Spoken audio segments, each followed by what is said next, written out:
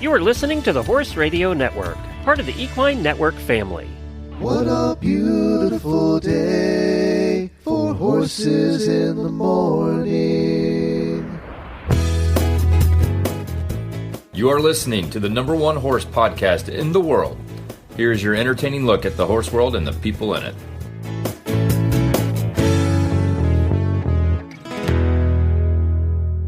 I'm Julie Broadway, president at the American Horse Council. And I'm Megan Arsman, Marketing and Communications Specialist with the American Horse Council, and you are listening to the special monthly American Horse Council episode of Horses in the Morning on Horse Radio Network for Tuesday, May 7th, 2024. Good morning, Horse World. It's time to hear from the American Horse Council in this monthly episode of Horses in the Morning. Thank you for tuning in this morning. May is Adopt a Horse Month, and there are lots of great horses available for adoption from reputable rescues and aftercare programs. From off-track thoroughbreds to retired broodmares or even donkeys or ponies looking for a new pasture, it seems like you can find an adoptable horse, pony, or donkey to fit whatever your needs are somewhere in the United States. Right, Julie? That's right, Megan. And I also want to make a point of saying many of these horses go on for great second careers. They might be an eventer. They could go into something completely different. So don't discount some great horses out there that are available for adoption that you want to use in some other competition type capacity. Mm-hmm.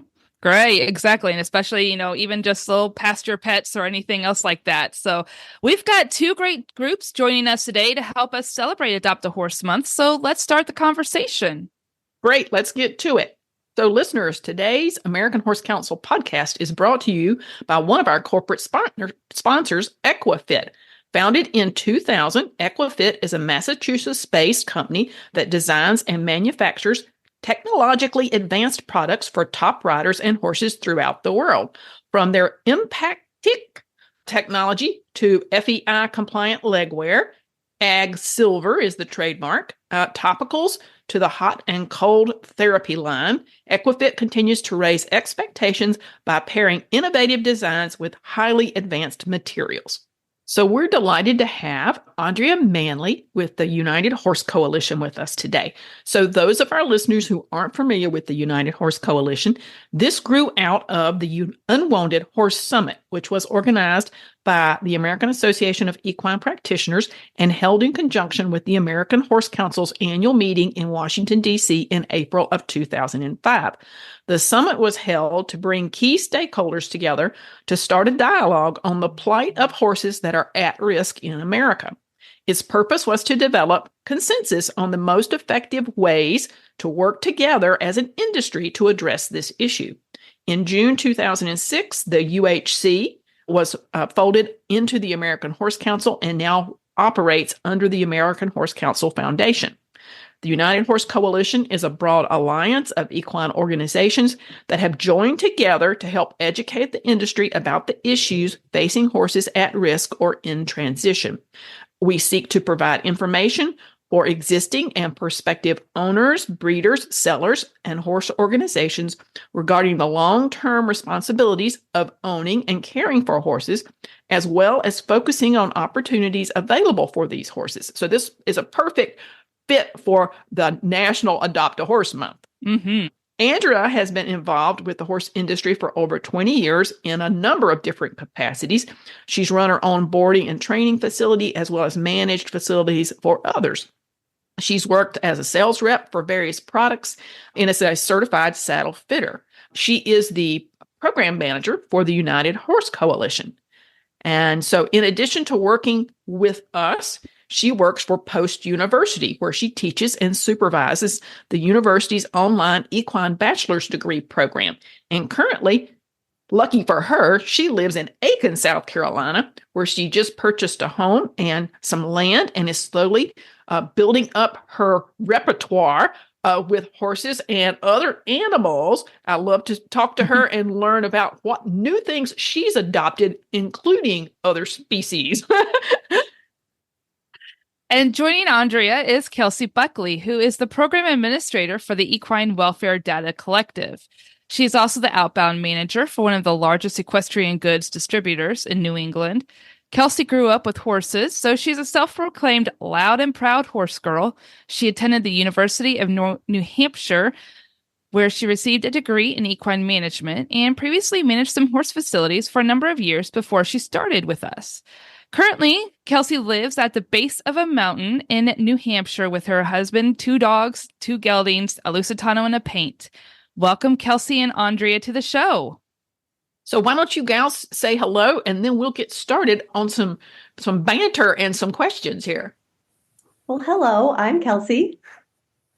Hi, I'm Andrea. Thank you so much for having me. I'm very excited to be here. We're excited to have you. So, Andrea, for those who might not know, why don't you give us a bit of a synopsis about what are some of the things the United Horse Coalition is doing, and what are some of the main goals of the organization?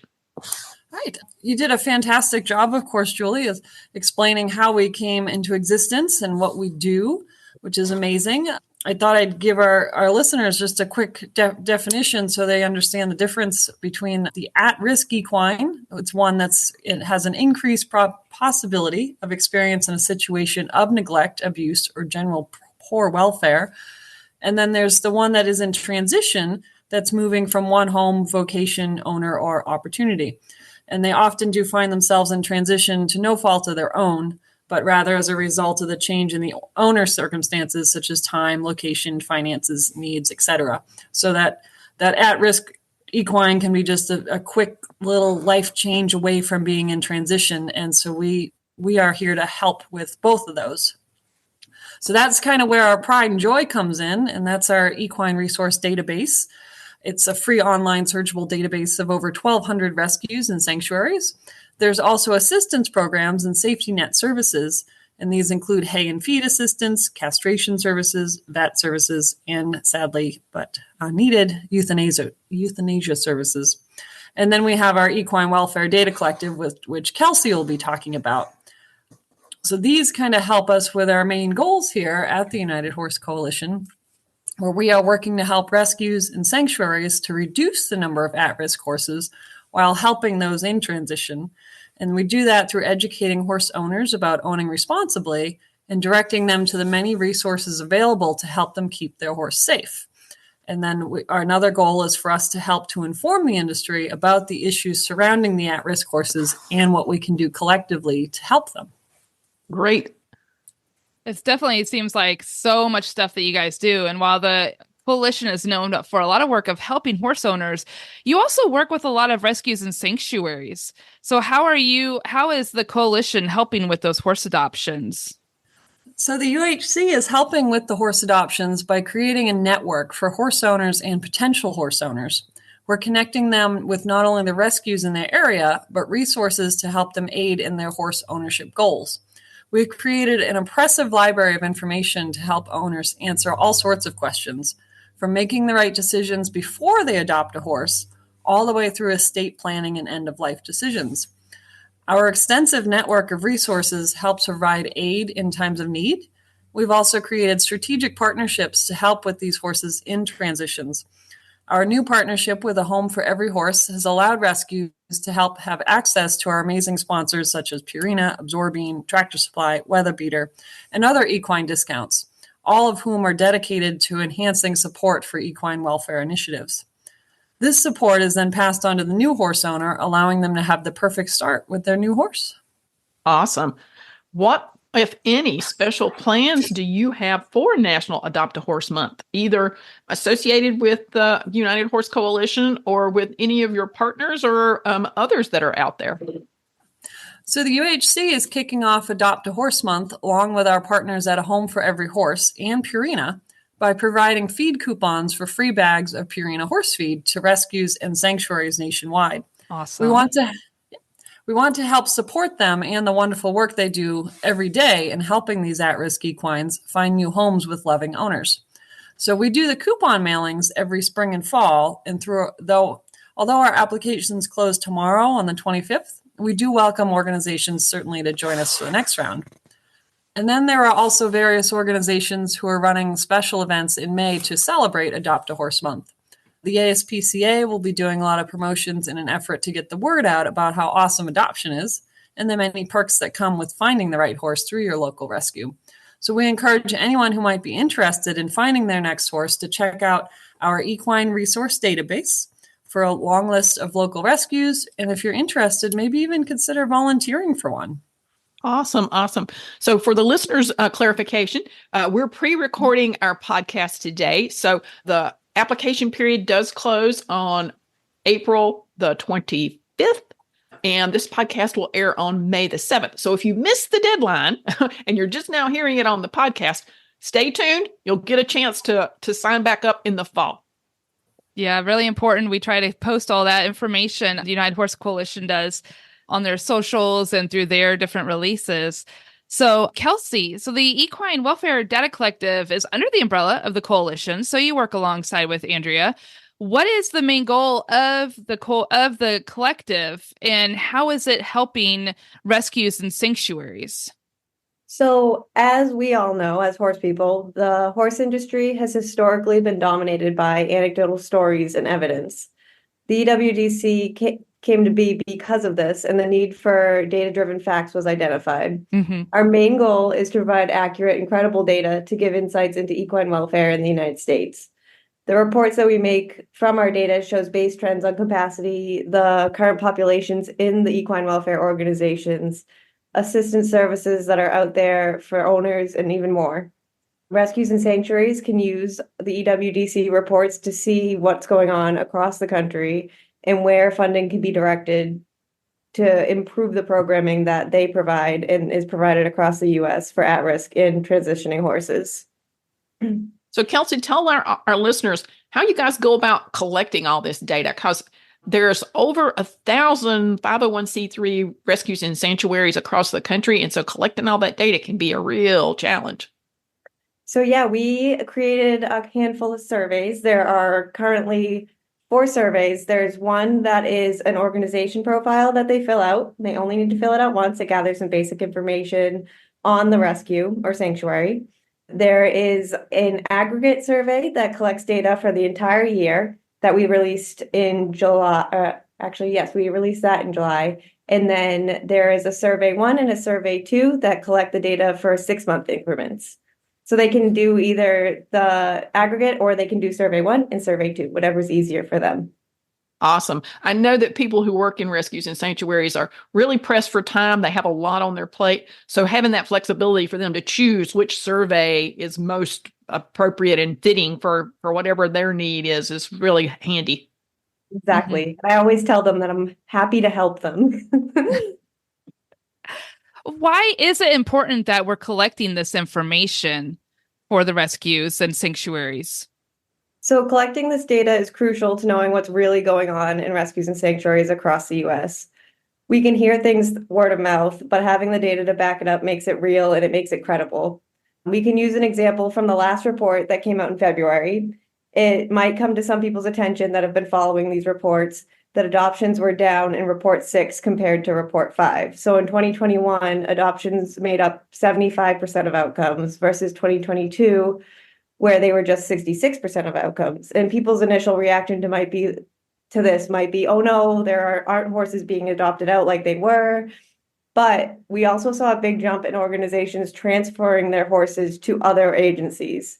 In 2021, only 3.5% of outcomes were transfers to another agency. But in 2022, 12% of equines left the custody of one program and were moved to another. So what that means to us, and hopefully other people can see this too, is that these rescues and sanctuaries are networking better and working together more to get adoptable horses to high demand areas where they'd be more likely to be adopted. So transferring horses from one program to another is something that we've seen equine welfare organizations are really starting to use more and improve upon. And hopefully this might lead to higher adoption rates in the future. So without the data being collected, we wouldn't be able to come to conclusions and realizations like this. Yeah, it's really interesting to me that when someone's interested in adopting, maybe they have a particular breed in mind or a particular career that they'd like to use that horse for. They look around at their local rescues and they can't find a horse that meets what they're looking for. And so it's nice to see this networking going on more so, because it means that we're moving horses from one place to another, but they're ending up in really good homes and getting to the right people. Exactly. Exactly. And I think it's so important to point out that, organizations are working together and that, this is a team aspect. We've got the United Horse Coalition working alongside with the Home for Every Horse and rescues and sanctuaries working side by side with each other. So, it's really important that people see that the horse industry is about, helping all levels of horse ownership and, horse lovers, whether it's, from, new first-time owners to the seasoned veterans. So even though your data is collected, where are you seeing certain areas in the country where more horses are adopted than others, Kelsey, or is there more like more population for rescues and sanctuaries than others? So our reports do break out the US into 10 regions. In the last report for the data from 2022, the regions with the highest percent of outcomes being adoptions were Region 1, which is made up of Connecticut, Massachusetts, Maine, New Hampshire, Rhode Island, and Vermont, and adoptions were 88% of their outcomes. Region 2, which is Arkansas, Louisiana, New Mexico, and Oklahoma, they had 85% of their outcomes be adoptions. In Region 4, which is a bigger collection of states, it includes Alabama, Florida, Georgia, Kentucky, North Carolina, South Carolina, Tennessee, and Mississippi. They had 84% of their outcomes be adoptions. And I also wanted to point out that in that report, the region with the lowest adoption outcome, which was Region 3, which was Delaware, Maryland, Pennsylvania, Virginia, and West Virginia, they had 38% of their outcomes be adoption. So they were the lowest out of the 10 regions, but they had the highest rate of transfers to other agencies, with 44% of their outcomes being horses leaving their program and going to another rescue or sanctuary. So I thought that was an interesting. Woohoo, Region 2. Haha, that's great. That's great. That's great. So Kelsey, from the last report, can you give our listeners some idea of how many horses are out there and available through these recognized rescues for adoption? So there's about 40,000 horses that are available for adoption, and you can find them online. You can go through A Home for Every Horse. You can go through ASPCA's Right Horse, equine.com, Pet Finder, Pet Harbor, and UHC's Equine Resource Database, which Andrea touched upon earlier, also can help you find rescues local to you. And it has a bunch of educational resources for new horse owners and the questions to ask when you're looking for the right horse. Those are such great tools to have those questions that are to ask, and questions to ask people when you're looking at horses, and questions to ask yourself to make sure that you're ready to adopt, or that you're ready to purchase a horse. So it's really important for owners and potential owners to really make sure that they're prepared to take on the task of being a horse owner. So Andrea, that is a great segue back to you. And how can people help grow the mission of the United Horse Coalition and help grow awareness of some of these things that we know are best kept secrets that we really don't want to keep secret anymore? Right. We certainly don't want to be a secret. We want everybody to know about the United Horse Coalition and what we can do to help new and existing horse owners. So the biggest way to help grow our mission, of course, is to become a member and help support the UHC. We do offer different levels of memberships, and we actually offer our rescues and sanctuaries a free membership. And this free membership is an opportunity brought along by our relationship with A Home for Every Horse, which is a very exciting new partnership for us. Another thing that could help grow our mission is certainly getting the word out about what we do. That's a huge help. Sharing this podcast, sharing our social media, sharing our amazing resources in our website. All of that really helps to reach new people which might be in need of our help. Another big way that people can support our mission is also to support their local rescues and sanctuaries. This can be donating, volunteering, or just promoting them as well. And ultimately, the best way for people to promote our mission is to be a responsible horse owner. That's our goal. We want everyone to be responsible and take care of their equines throughout their entire life, and planning properly for the end of life, which hopefully is a long way away. Mm-hmm. And don't be afraid to ask questions, right, Andrea? I mean, we've got the equine resource database, and we've got you. We can put contact information, and we'll put links at the bottom of our show notes so you can check out the United Horse Coalition's website, which includes the Equine Welfare Data Collective. It's a bit of a tongue twister there sometimes, but yeah, definitely make sure don't be afraid to ask questions, right? Right. Reach out. There are no dumb questions. We've heard it all. We just want to help, and we'll point you in the right direction and provide any sort of resources we can do. If you don't know, then we can't help. So certainly reach out and ask. Yeah, I can honestly say, Andrea, that we've had some really interesting questions. They range from somebody who's like, okay, where do I find a hay bank or feed coupons or those kinds of things, all the way to someone who says, look, I need an able-bodied person to come and help me build a run-in shed for my horses. Can you help connect me to somebody? And we're sure, let us make a few phone calls. We'll see what we can do. So there's no question or no option that we won't explore if people ask us. No job is too small or too big. There you And go. I like to tell people that there's no shame in not knowing. Exactly. Exactly. I always tell people it's a great way to build your network. My friends sometimes laugh because I talk to everyone. I go to a horse show, I go to a tack store, and I just talk to everyone because you never know. You might be able to help them. They might have something for you that you didn't know. So just reach out and talk to us. We're happy to. We're horse people. We'll talk. Well, thanks both Kelsey and Andrea for joining us today. We really appreciate it. And everybody look in the show notes for how to contact them and learn more about the programs that are out there. So thanks a lot. Thank you, guys. Thank you. So listeners, we're delighted to have Melissa Kitchen. She's the president of the Equine Network Foundation, which is a relatively new foundation. So Melissa, tell our listeners a little bit about what the foundation's mission is and sort of what kind of things you guys are going to try to tackle. Awesome. Thanks, Julie. We are a new entity. We just got our 501c3 in the last couple months, but our mission is to advance the welfare and well-being of equids. It doesn't matter if it's horses, donkeys, mules, we want to help them all, but through impactful initiatives and fierce advocacy. So we're going to provide grants and services and support to rescues, but also to the industry. We've long had the program, I think for 12 years, a home for every horse.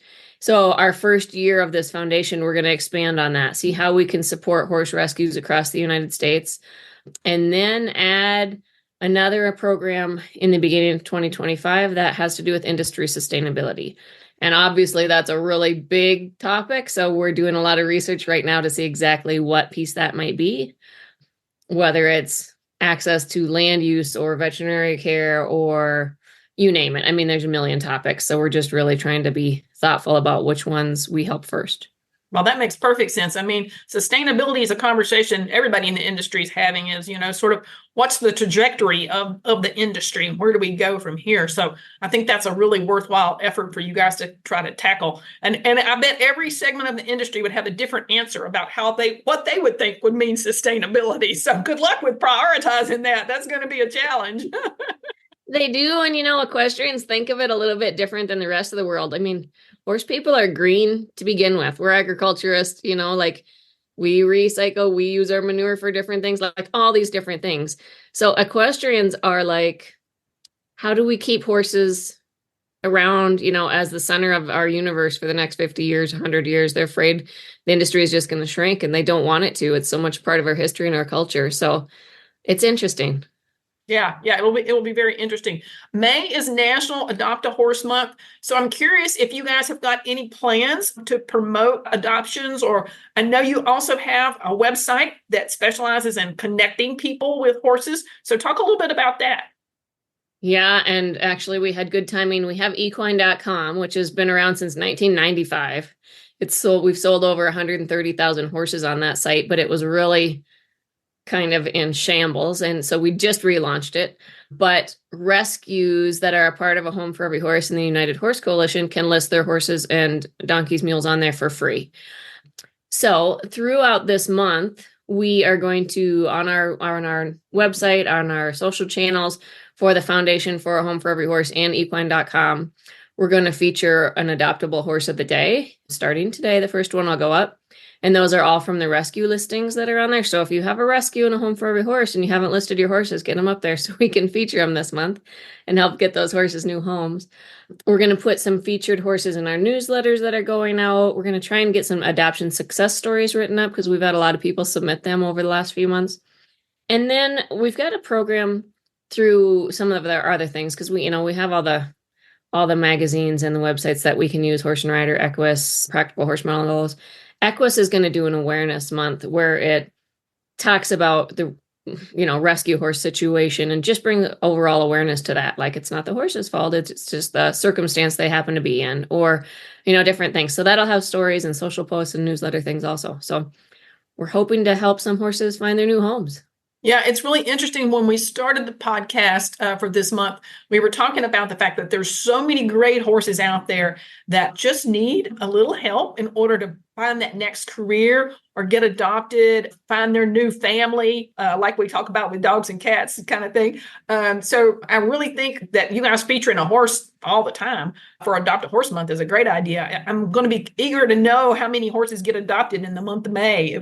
Hopefully you'll have really strong response rate there. I know that we're getting closer to trail riding season now in some parts of the country and show season in some parts of the country. So you never know when you might find your next equine companion out there on a horse on your website to adopt. Anything else? Absolutely. And I'm just going to say, anything else you want to share with our listeners about the foundation or about a home for every horse? I guess one thing for this is the week that we send out our coupons and everything to help support those rescues. So we have Purina that gives us free feed for the rescues in the program every year, and that's awesome. But also every horse that gets adopted is eligible to get a WeatherBeeta blanket. So if somebody adopts a horse in May, they can just sign up and say, hey, I adopted one and please send me my new WeatherBeeta blanket, whether it's a sheet or a full-size winter blanket. So there's that. But we are just really looking forward to being able to help this industry we love so much in a bigger way than we ever have before. So yeah, everything we do will be on equinenetworkfoundation.org or homeforeveryhorse.com. Great. Okay, folks, look in the show notes. When you listen to the podcast, you'll find their website addresses there and some contact information, and check them out. You never know what you might come upon. So thanks, Melissa. Have a great day. Thanks, you too, Julie. So switching gears a little bit, it looks like there might be some action happening in Washington, D.C. with the Farm Bill, Julie. But this is also a great reminder that our 2024 American Horse Council Conference and National Issues Forum, which is going to be in our nation's capital, June 9th and 12th. You're able to register and join in to find out about a lot of the latest information going on in the industry and in government. What can you tell us in this month's legislative update, Julie? So I want to talk a little bit about the Farm Bill, because as you alluded to, we kept keeping our fingers crossed that the Farm Bill is going to go over the goal line there before too long. We don't know how long it's going to take. There's a lot of things going on in DC and a lot of different issues being discussed. And sometimes that does get us a little derailed in focusing on the Farm Bill. But we thought it would be important for listeners to know that the Farm Bill contains a lot of things that are really, really important to the horse industry. Of course, it has funding for the Horse Protection Act, which ensures that we've got good welfare and well-being for horses. It includes funding for the National Animal Disease Preparedness and Response Program, the National Animal Vaccine and Countermeasure Bank, the National Animal Health Laboratory Network. Really important to us is the Veterinary Medicine Loan Repayment Program, which gets veterinarians out into rural communities and helps with their student debt. And so that's a great program. And we have a marketing assistance program, which really works for imports and exports of horses and those kinds of things. Of course, there's a line item in the Farm Bill to support the health programs for equines. So lots of things in the Farm Bill that we're really, really dependent upon and we really need to see happen. And we're pushing as hard as we can and making all those contacts. And in fact, tomorrow, the House Ag Committee is going to be meeting, and I'm going to be downtown in DC to talk to them a little bit about the Farm Bill and how we need to sort of keep this thing moving along. So lots to know about that. Definitely. It's like slugging through some of that thick mud out at the farm after a long rain like we've had here in Indiana lately. Yeah, but I also wanted to mention to listeners, as you did, our annual conference is coming up June 9th through 12th here in Washington, D.C. We have a great lineup of speakers. We're going to be hearing a panel discussion about owning responsibly and social license to operate. We've got a grassroots advocacy speaker. We have a panel discussion about advocacy policies and practices and how that happens. We'll have some speakers in that panel that are from other associations such as American Farm Bureau Federation, the National Grange, AVMA, the American Veterinary Medical Association, and so on. So we've got some great speakers lined up there. A whole panel conversation about the veterinary shortage and what our industry needs to do to help with that. I think we've been jokingly calling the presentation that we're going to hear about manure management. So we've been talking about what that looks like and how that process works. Some great conversations on environmental sustainability. We're also going to be hearing from a couple of speakers on technology and innovation in the horse industry. So there's something for everybody at this year's conference. Everybody. And I will also add that we spend some time when we are in DC taking our attendees up on the Hill, going into congressional offices, meeting with federal regulatory agencies. So if you come into DC and you want to meet the man who makes these decisions over at the Environmental Protection Agency or the Department of Interior, that's what we line up, and you get a chance to come face to face with those federal agency staffers and those congressional staffers and learn a little bit about that process too. So it's not only very educational and informative, it's a lot of fun. We do a lot of great networking, and it's a good opportunity to meet a lot of other people in the industry and build new networks and new partnerships out there. So join us in DC. Go to the website at horsecouncil.org, and you can see the registration there and all the things that are involved. Definitely something for everybody. Well, thank you for joining us today. We'll provide links for the United Horse Coalition, the Heart of Phoenix Equine Rescue, as well as other great tools that we've talked about today in our show notes.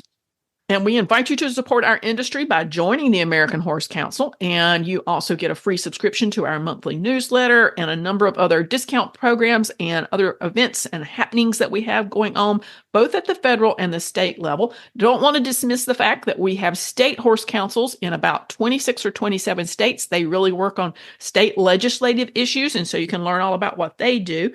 So there's a lot of information for horse owners, just like you out there, who need to be in the know. Definitely. And to stay in the know, you can also follow the American Horse Council on social media. You can find us on Facebook, Instagram, X, and LinkedIn. You can also follow the United Horse Coalition on those social media channels. And you can subscribe to this podcast's RSS feed. You can subscribe to Horses in the Morning on any podcast player and find all the shows, including ours, on the Horse Radio Network at horseradionetwork.com. And as we like to say, we are #Here for Horses.